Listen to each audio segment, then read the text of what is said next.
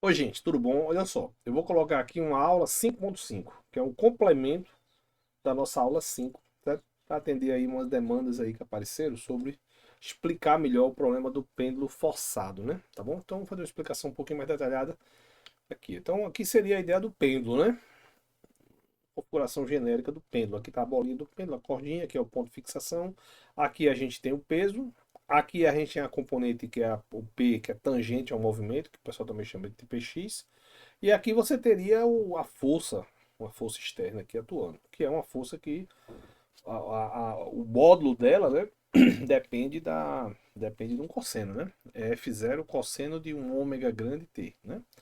Essa força, ela tem duas componentes. Ela tem uma componente aqui, que não faz torque, e tem uma componente aqui, que é na paralela essa coisa aqui, que é a direção tangente ao movimento, tá bom? Beleza? Então é só você decompor aqui com cosseno.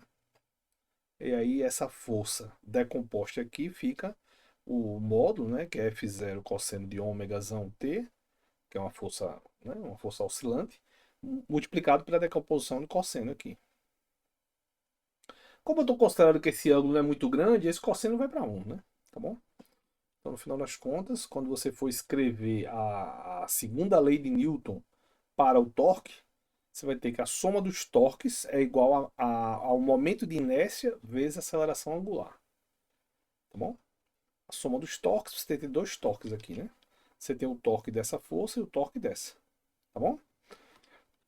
Então, o momento de inércia é a massa vezes a distância ao quadrado. O torque do peso é basicamente essa força aqui, multiplicado pela distância ao ponto de rotação, que é L. Essa distância aqui é mg seno de θ. Desculpa. Essa força, aquela força que é esse P aqui nessa direção, é a componente do peso decomposta para cá, que é mg seno de θ. E essa distância daqui para cá é L, que é o tamanho da corda. Então fica mg seno de θL. O sinal negativo, ele sempre está ali fazendo uma restituição, né? A força externa, por sua vez, o torque dela é aquela força horizontal, que é o módulo vezes o cosseno multiplicado por L. Esse cosseno aqui, eu estou considerando ele igual a 1, que eu estou fazendo um deslocamento pequeno. Então, o cosseno de θ é da ordem de 1, tá bom? Então, no final das contas, quando você junta nessa equação aqui, soma os torques, vai ficar esse cara mais esse cara. Isso é igual a I alfa, né? Organizando isso aqui, dá isso. E a gente chega nessa equação aqui. Tá bom? Chega nessa equação aqui. Essa é uma equação importante, né? Aí como a gente vai resolver essa equação? Né? Então, essa é uma equação, gente, que envolve esses dois pontos aqui, certo? Esses dois pontos aqui é o que a gente chama de derivada de ordem 2, que é, entre aspas, outro nome bonito para aceleração angular. Então, θ, dois pontos, é o que tradicionalmente a gente chama de aceleração de rotação. Tá bom? Então, essa equação aqui é uma equação que envolve um tempo aqui. Ó. Tem tempo aqui, né? Então, é uma equação que envolve uma derivada de ordem 2 aqui. Tá?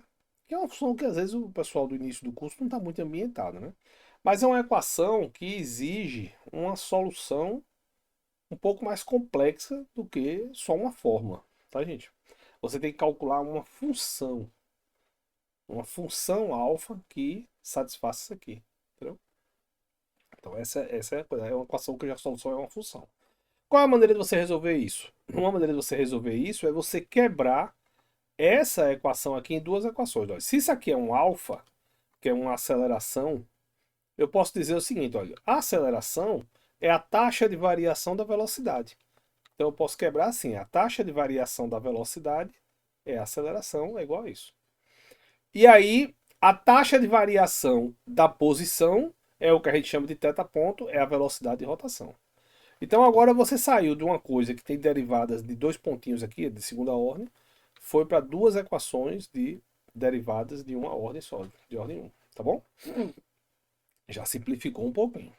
Mas assim, não sei derivada, não paguei cálculo, beleza, sem problema. A forma de resolver é essa daqui. Ó.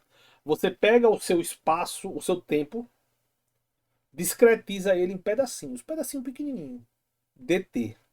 Então, o primeiro tempo é o tempo zero, né? O começo de tudo. O primeiro passo é você andar dt, um dt bem pequenininho. Aí depois, mais um passo é você, além desse dt, você andar outro dt, ou seja, 2dt. E depois quer andar mais um dt, 3dt. Então você vai andando dt por dt, dt por dt. Com isso, essas equações aqui complicadas, diferenciais, blá blá blá, elas podem ser escritas de uma maneira discretizada, certo? Que basicamente vão usar uma propriedade do cálculo, né? Que numa primeira ordem de aproximação recai numa fórmula muito parecida com as fórmulas lá do que a gente viu no ensino médio. Lembra? X igual a x0 mais VT. Isso é o que? O MRU. V igual a V0 mais AT. Isso é o que? O MRUV. Então, numa primeira aproximação, uma aproximação grosseira, fazendo esse dt bem pequenininho, você pode assumir que dentro desse dt, a velocidade não muda tanto, certo? E a aceleração também não muda tanto, entendeu? Obviamente é uma aproximação meio rudimentar, né?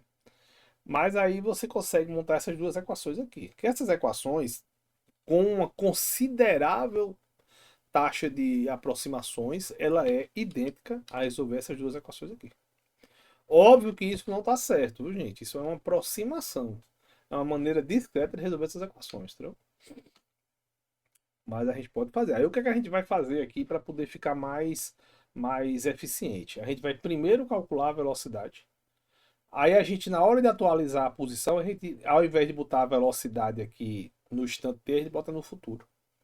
Esse truque, que é um truque extremamente eficiente, ele é chamado de Euler-Kromer, tá? E ele melhora esse nível de aproximação. Ele faz com que a energia do sistema seja mais ou menos ali conservada, entendeu? Então esse método é chamado na literatura de método simplético, porque ele vai manter o espaço de fase ali estável, tá bom? Então, ou seja, primeiro você calcula a nova velocidade do pêndulo e depois você calcula a nova posição. Observe que como eu estou falando de uma coisa que vai rotacionar, eu só estou trabalhando só com as variáveis angulares. Ômega, que é a velocidade de rotação, e θ, que é a posição angular.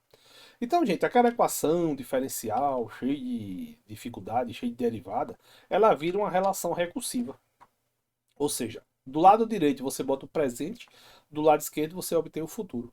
Entendeu? Grosso modo é isso. Entendeu, gente? Então essa é mais ou menos a ideia. Então aí agora sim, o pessoal também reclamou daquele código que eu fiz, que disse que foi um código muito complicado, não sei o quê.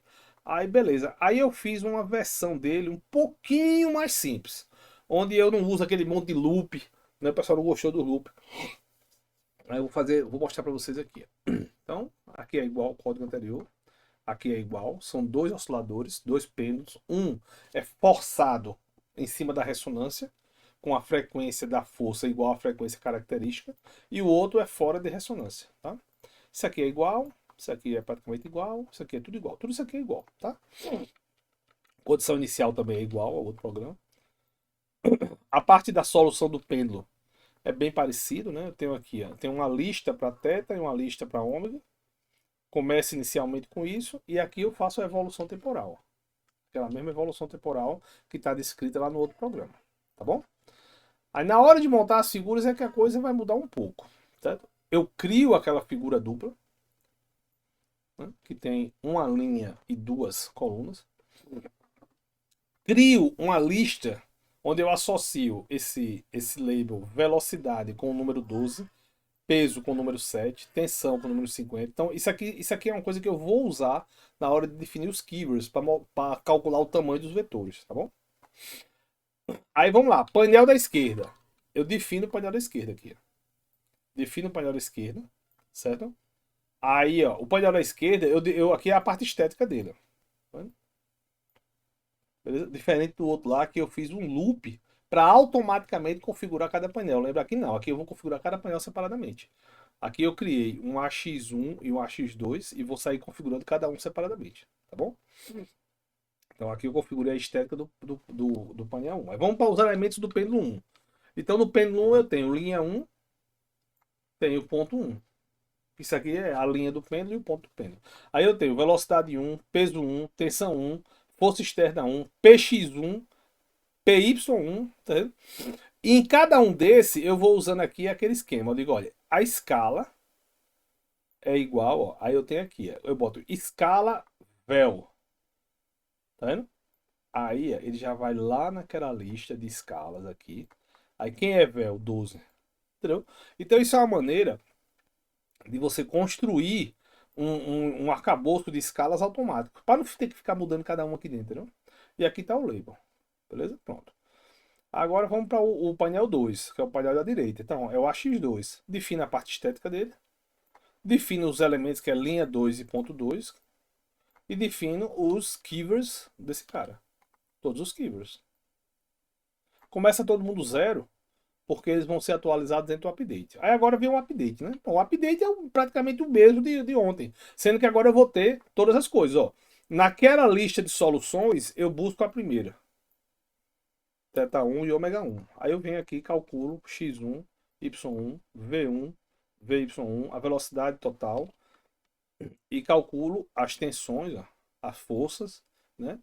Aí vou lá, atualizo. Ponto 1, linha 1. Atualizei toda a parte da tela esquerda, que é o linha 1 e ponto 1.